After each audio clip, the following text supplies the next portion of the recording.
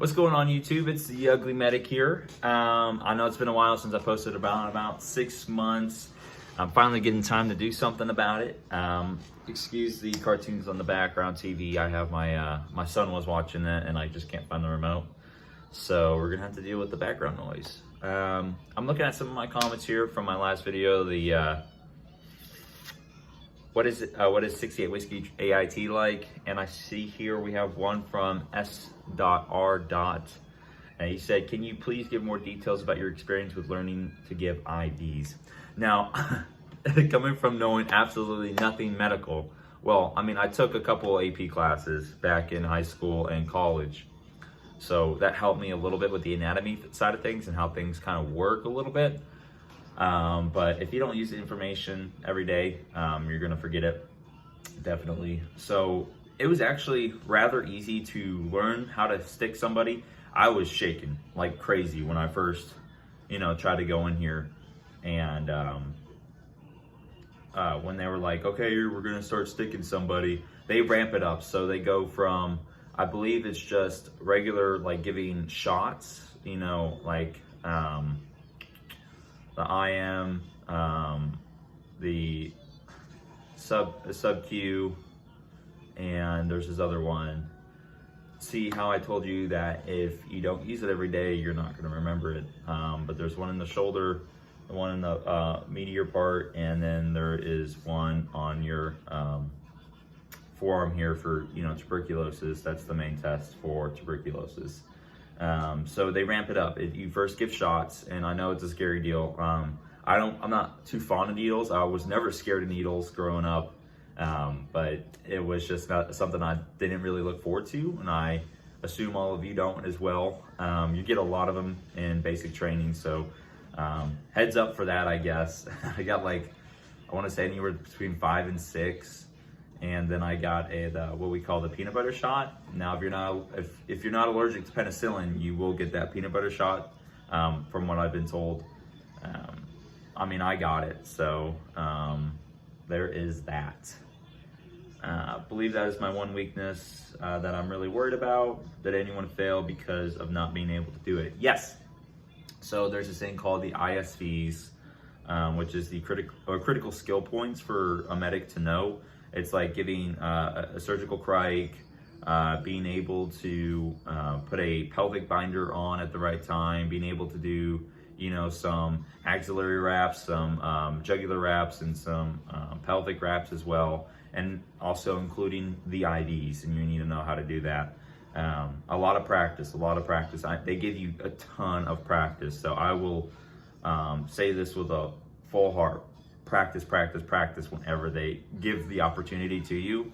Every time they had CCAs going, or the training stations going for CCAs, which is a 24-step process, I would practice, and every time I could get that needle stuck into somebody, I stuck the needle in somebody, because I wanted to have that practice in order to do the best I possibly could, so I wouldn't have to fail out and do it all over again.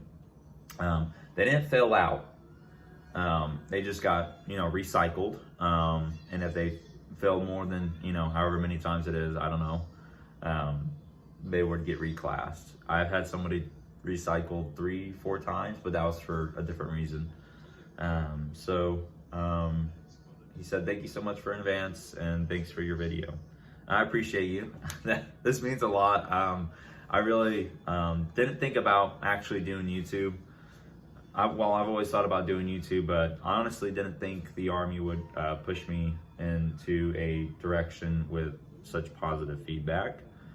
I was thinking of more of a gaming channel, but I guess this is awesome. It gives me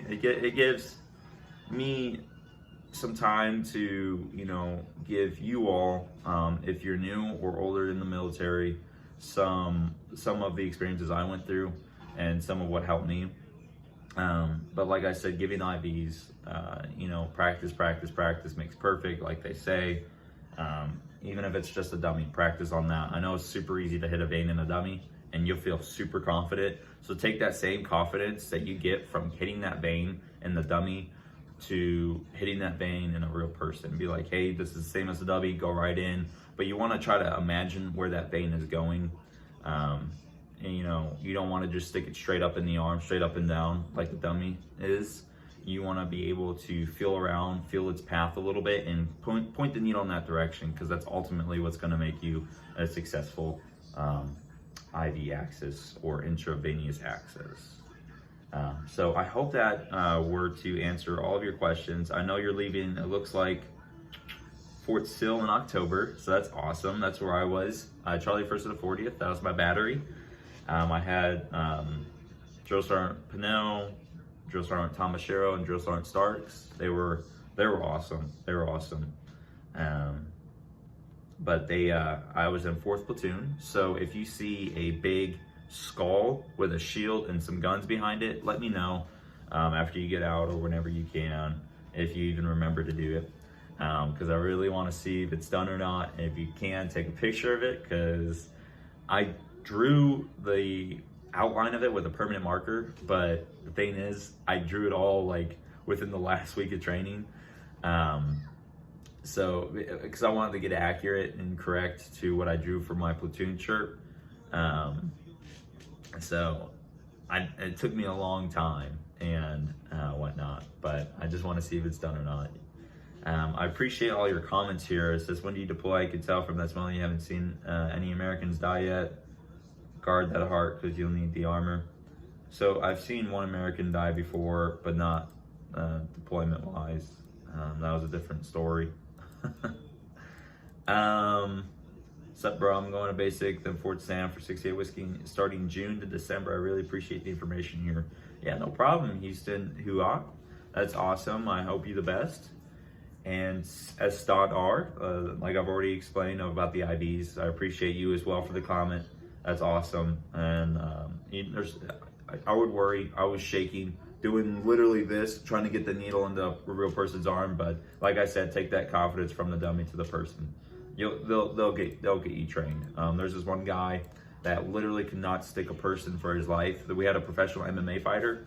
He had pipes on him, like literally bulging pipes. And they weren't the kind that rolled around either, because you'll get those veins that, they look really promising and they'll roll right to the side. These would not move.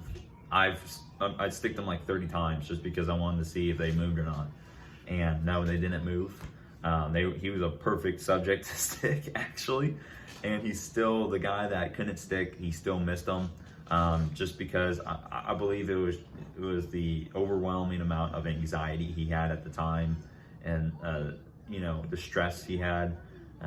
So just don't let that get to you. Dude, this was actually pretty funny. Ugly medic for life, bro. Yeah, thanks for calling me ugly. Yeah.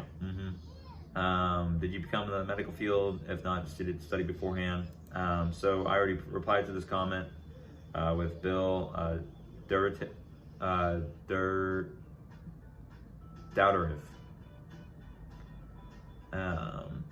You're not ugly, not even close.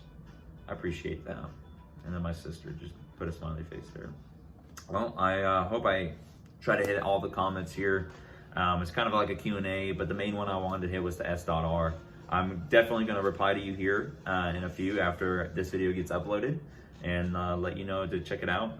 Hope this explanation can kind of solve some of your troubles and worries.